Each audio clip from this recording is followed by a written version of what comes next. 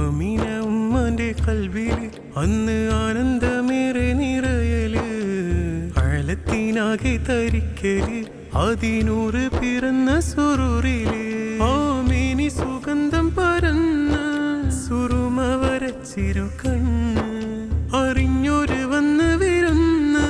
അത് കണ്ടപ്പോ നോവ് മറന്ന് പതിമക്കയറിഞ്ഞ കഥക്കെന്ത് ചേലെന്ന് കേട്ടവരൊക്കെ പറഞ്ഞ് കുഞ്ഞു പുഞ്ചിരി കാണുമ്പോ കുളിരാ ഓരം ചേരുമ്പോ തേനിമ്പ മലരാ നേരെ ജന്നത്ത് പുൽകുമ്പോ തളിരാ പേര് മുത്ത് മുഹമ്മദ് എന്നോരാ